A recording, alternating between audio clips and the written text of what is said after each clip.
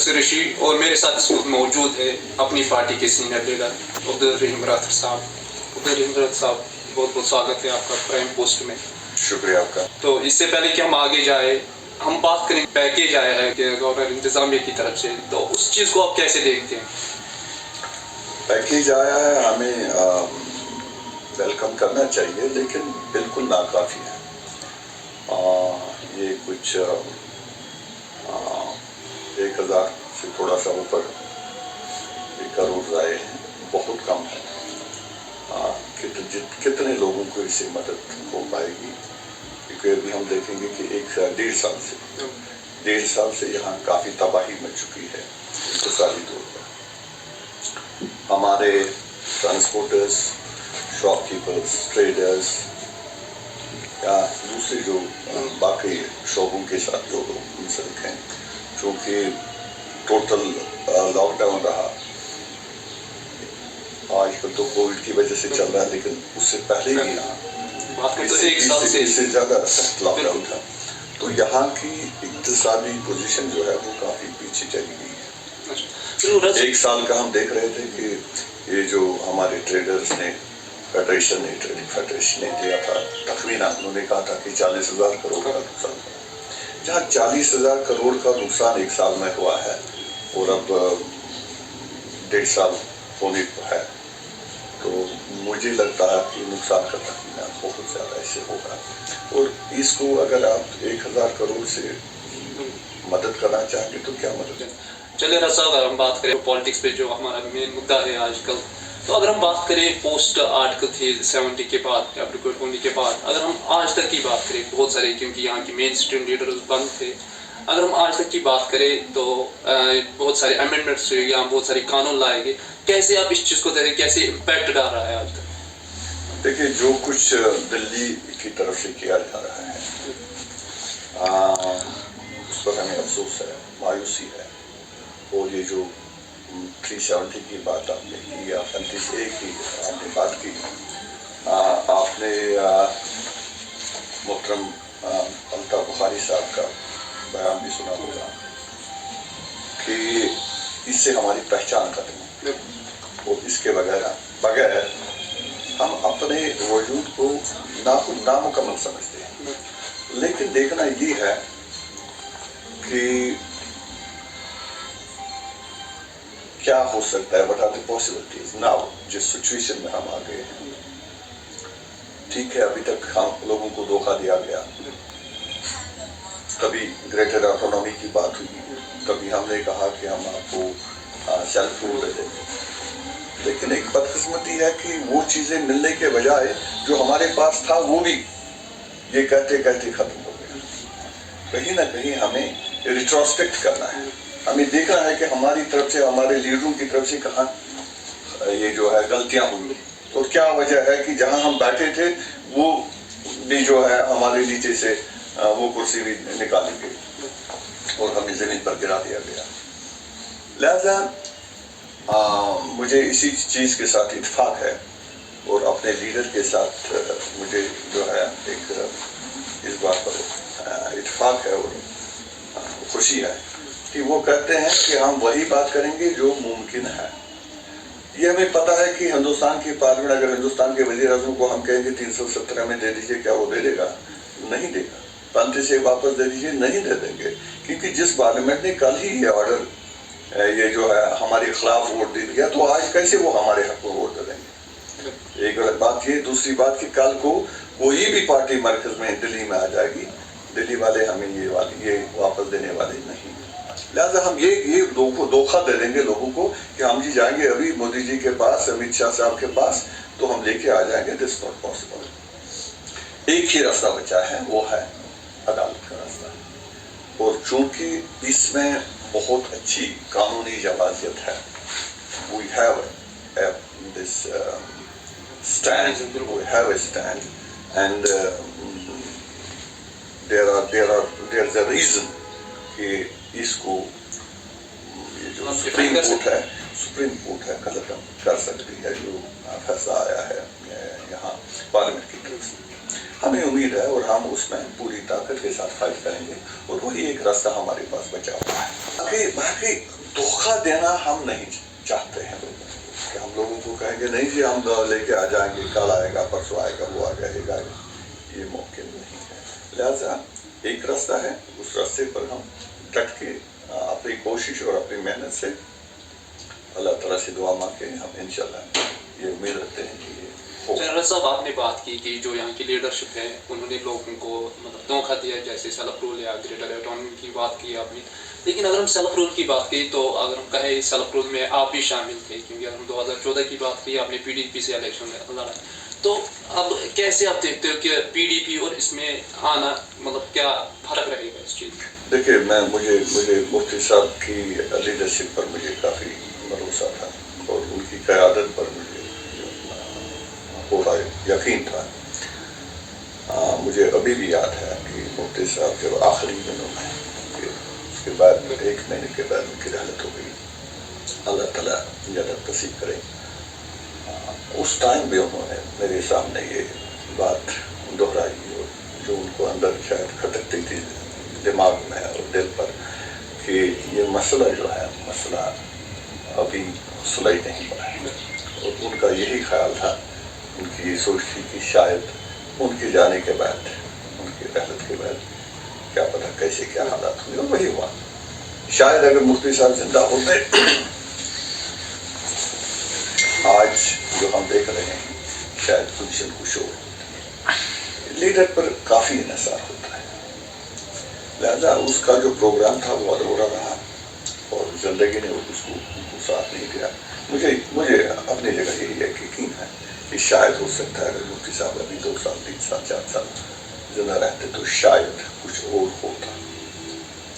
لیکن جو ابھی سچویشن ہے اس کا تو ہمیں اس کی امید نہیں تھی. لیکن پھر بھی میں کہہ دوں گا کہ جیسے آپ نے دیکھا کہ پارلیمنٹ کا الیکشن کچھ ٹائم پہلے ہی ہوئے تھے, میرے خیال میں 1 یا 1.5 مہینہ ہوا تھا, اور نیشنل کانفرنس نے 370 کے نام پر ہی اپنے یہ جو ممبر پارلیمنٹ لیے تھے جتوائے تھے, اسی نام پر جتوائے تھے. لیکن آپ نے دیکھا ہوگا جس روز پارلیمنٹ میں یہ کاروائی چل رہی تھی ہمارے نیشنل کانفرنس کے ممبر وہاں خاموش بیٹھے, تماشائی بن کر بیٹھے. انہوں نے کوئی ریزنمنٹ نہیں دکھائی, جبکہ ہم یہ ایکسپیکٹ کرتے تھے کہ شاید کم سے کم اگر کچھ نہیں اخلاقی ایک ذمہ داری بنتی تھی ان کو کہ وہ اس کے بعد ریزائن کر دیتے. نہیں کیا. اسی لیے میں کہتا ہوں کہ شاید جو وعدے کیے گئے ہمارے لیڈروں کی طرف سے, شاید ان لیڈروں کو بھی اس چیز پر بھروسہ کم تھا, یا پھر وہ جان بوجھ کر ہمیں کچھ کرتے تھے اور اندر کچھ سمجھتے تھے. کہ جیسے آپ نے کہا کہ مفتی صاحب کا زمانہ کچھ اور تھا, کہ اگر آپ کی پارٹی کی جو پریزیڈنٹ ہے بخاری صاحب کو ایک کیبنٹ منسٹر بنایا, ان کو ایک اپرچونٹی دی کہ آپ سرو کر سکتے ہو یہ مطلب اپنے کشمیر کو یا جموں کشمیر کو, اپنے لوگوں کو. لیکن وہ کیا وجہ ہوئی کہ وہ جب پارٹی کو آپ لوگوں کی ضرورت تھی تو آپ نے پارٹی چھوڑ کے خود کی پارٹی بنا دی؟ دیکھیے پہلی بات یہ ہے کہ مفتی صاحب کے جانے کے بعد آپ نے شاید سنا ہوگا کہ میری کئی بار اختلاف ہوا, میں نے کئی بار اختلاف کیا اپنی لیڈرشپ کے سامنے مختلف امور پر. لیکن جب مجھے لگا کہ کوئی سدھار نہیں ہو رہا ہے, تجاویز ہماری جو ہے وہ ردی کی ٹوکری میں جا رہی ہے, تو ہمارے پاس کوئی اور کوئی چارہ نہیں تھا کہ یا تو ہمیں ہماری لیڈرشپ ہماری بات مانتی تو کوئی سدھار لاتے, اگر نہیں تو پھر تو یہی راستہ تھا کہ ہم کوئی دوسرا راستہ اختیار کرتے تھے. لیکن اس کے بعد ہی پارٹی نے خود ہی یہ فیصلہ کر دیا اور ہمارے میرے خیال میں 8 یا 10 لوگوں کو پارٹی سے نکال دیا. جب ہمیں نکال دیا تو ایک اس ٹائم ہم ابھی ہاؤس ایرسٹ تھے, تمام لیڈر تقریباً سارے لیڈر بند تھے, شاید کچھ ہی لوگوں کو رہا کیا گیا تھا. پھر جب ہم نے آپس میں بات کی تو ہم نے سوچا چونکہ حالات پوسٹ اگست کے بعد جو حالات بنے تھے, بڑی خاموشی طاری تھی ہر جگہ, کوئی عام لوگوں کی بات نہیں کرتا تھا, جو لوگ مصیبتوں میں مشکلات میں پھنسے تھے وہ ان کی بات نہیں کر رہا تھا. نیشنل کانفرنس نے خاموشی اختیار کر لی, حریت نے خاموشی اختیار کر لی, PDP نے خاموشی اختیار کر لی. تو ایک خلاصہ بن چکا تھا سیاسی خلا, اور اس خلا کو کہیں نہ کہیں پور کرنے کی ضرورت تھی. اور ہم نے سوچا کہ ہمیں آگے آنا چاہیے, بیٹھنا نہیں چاہیے. یہی وجہ ہے کہ آپ نے دیکھا کہ بڑی تعداد میں قداور لیڈر جو ہے وہ اکٹھے ہو گئے, اور ہم نے اس کو اپنی نئی پارٹی کی شکل دے دی, تاکہ یہ نہیں ہے کہ اس میدان کو ہم خالی چھوڑیں گے اور جو جس کی جو مرضی وہ کرے, وہ بھی نہیں ہونا چاہیے. ہمیں کم از کم سفید کو سفید کہنا چاہیے اور کالے کو کالا کہنا چاہیے. تو یہ نہیں ہے کہ ہم چپ کریں گے اور چپ کرنے کا دوسرے لوگ یہ وجہ یہ جواز سمجھیں کہ یہ کالے کو بھی سفید ہی سمجھتے ہیں اور سفید کو بھی سفید ہی سمجھتے ہیں. تو ہم آگے اور ہم نے بات کہی, جو ہمیں ٹھیک لگا وہ ہم نے کہا.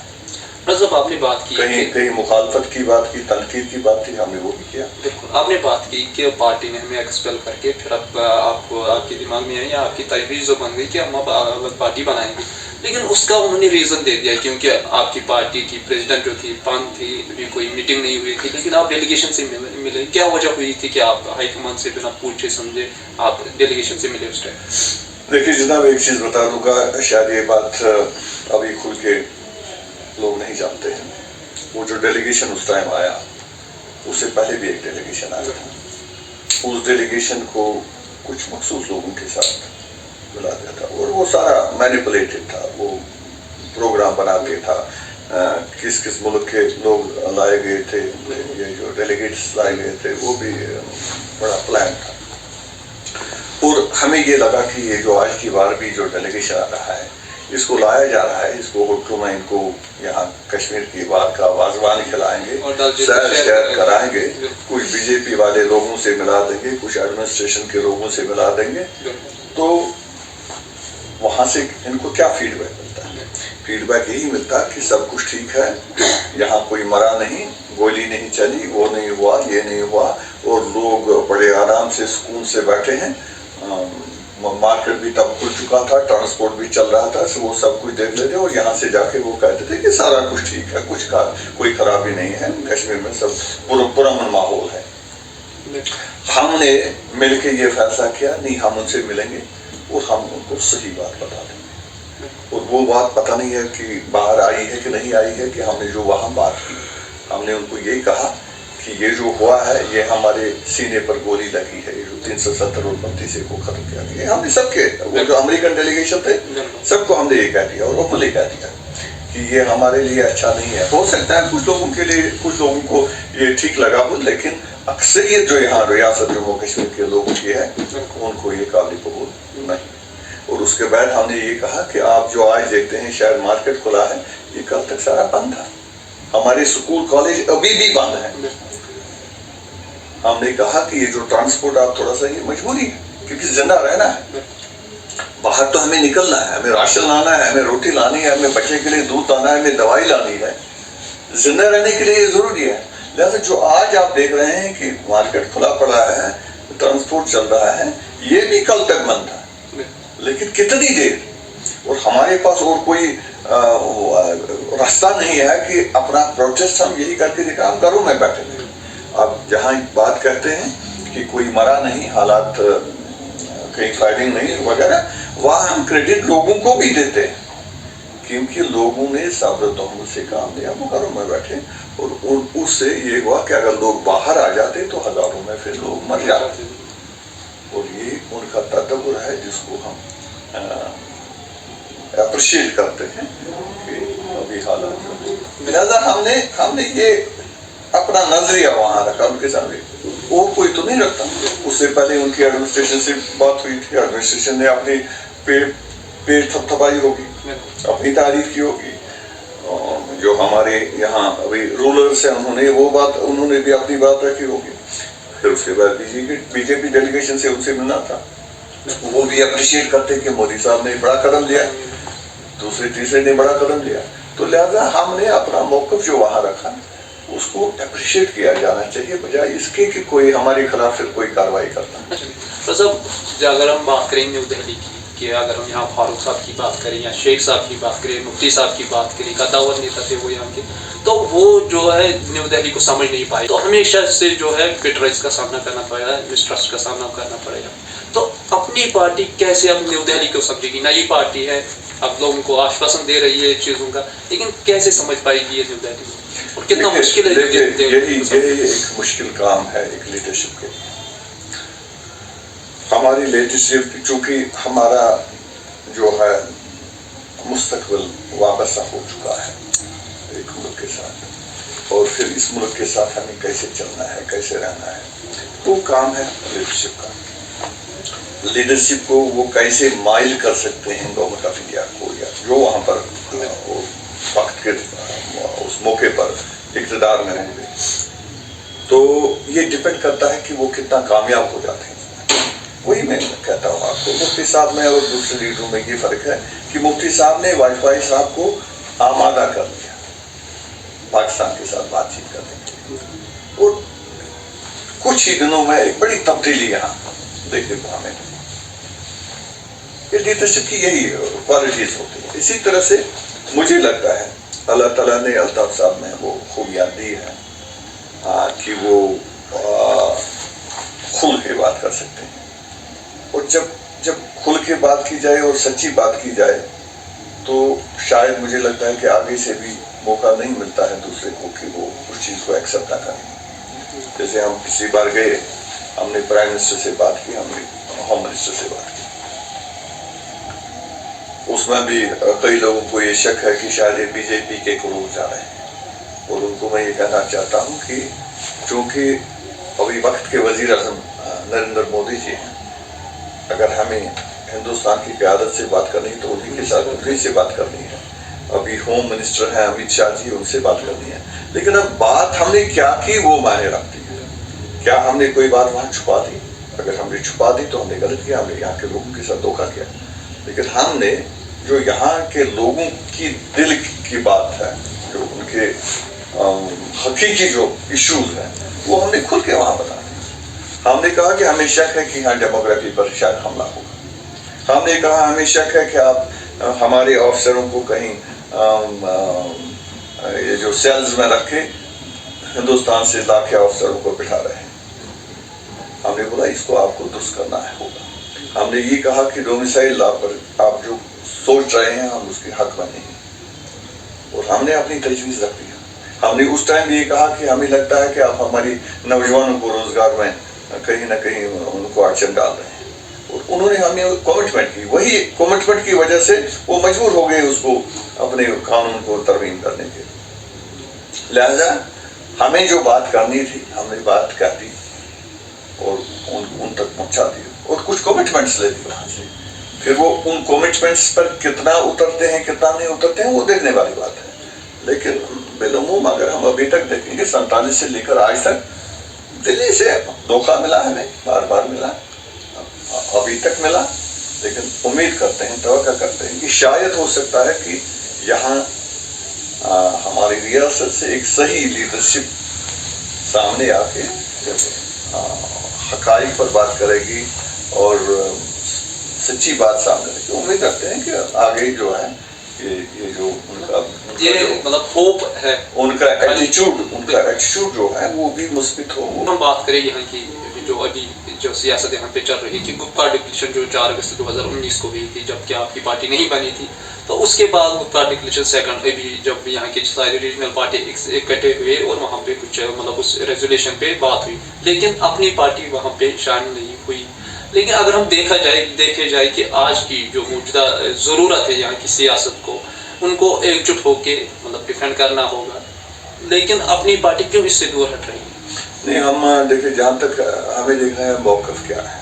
ہم کہتے ہیں کہ اگر ہم کہیں گے کہ ہم کل لا کے 370 دے دیں گے, یہ ممکن نہیں.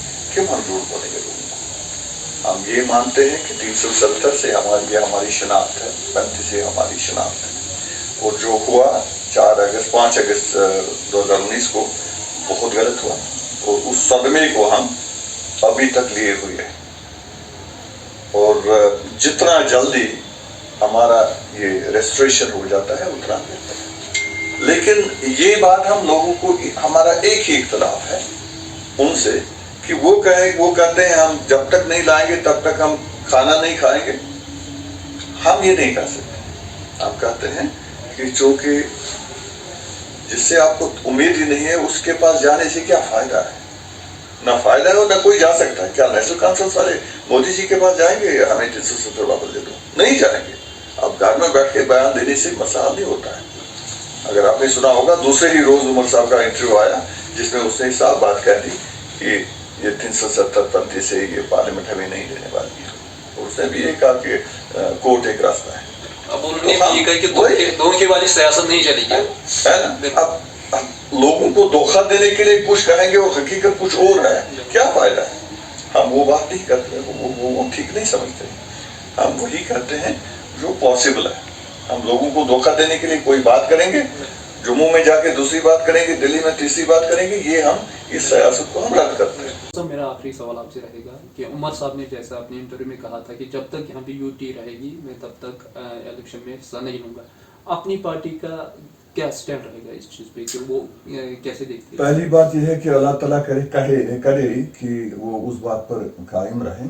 مجھے بہت کم یقین ہے کہ ہم نے دیکھا ہے لیڈروں کی باتیں, اکثر لیڈروں کی باتیں وہ جو کہتے ہیں کہ اس پر قائم رہنا ان کے لیے بڑا مشکل ہوتا ہے.